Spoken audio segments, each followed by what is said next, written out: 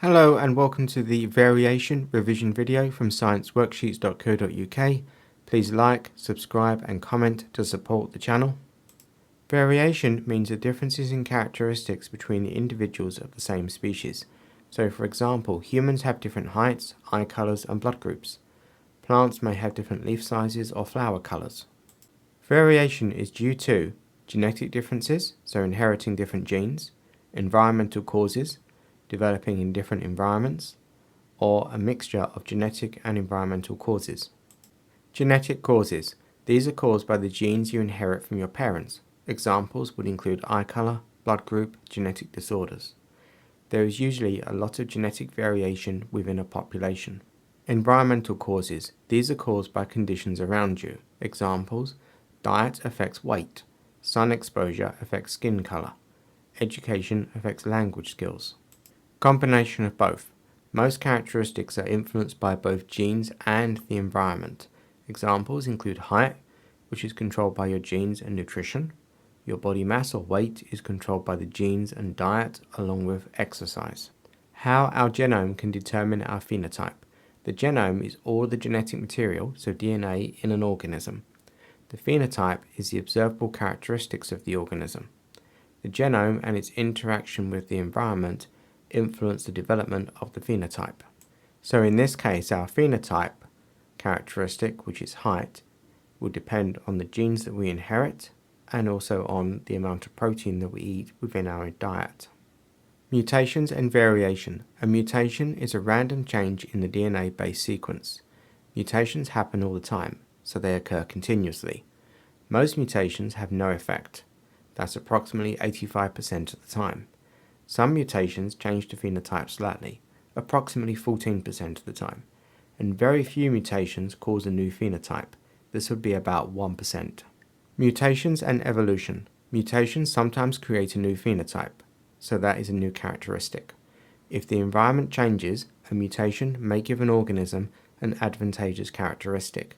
If this happens, it means the organism is more likely to survive and reproduce. And as a result, the organism passes the allele for the advantageous characteristic onto its offspring.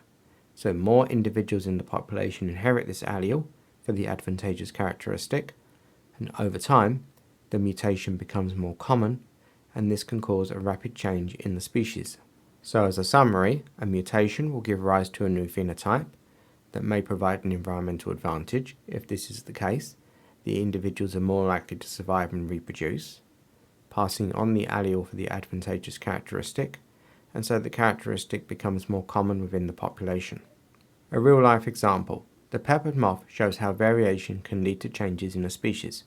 There are two forms of this moth. There is a white moth and a dark moth, and these differences are caused by a mutation, which created a new phenotype, the dark colour. Before the environmental change occurred, originally the tree was light-coloured, and light moths were camouflaged. Dark moths were easily seen by predators, such as birds. After the environmental change, so during the industrialization, pollution covered the trees in dark soot. The dark moths became camouflaged. The light moths were easily seen and eaten. The dark moths were more likely to survive and reproduce. So what happened over time? The dark color allele was then passed on to the offspring.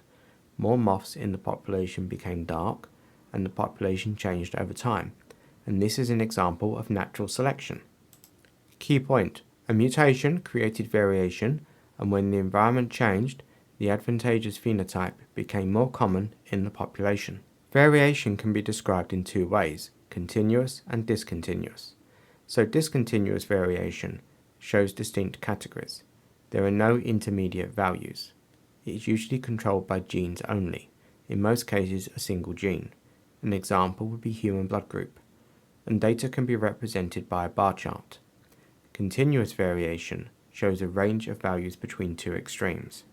Individuals can have any value within the range. It is usually influenced by both genes and the environment. An example would be human height, and the data is represented by a normal distribution curve. So these are examples of a bar chart to show discontinuous variation and a normal distribution curve to show continuous variation. Speciation is the formation of a new species. A species is a group of individuals that can breed together to produce fertile offspring.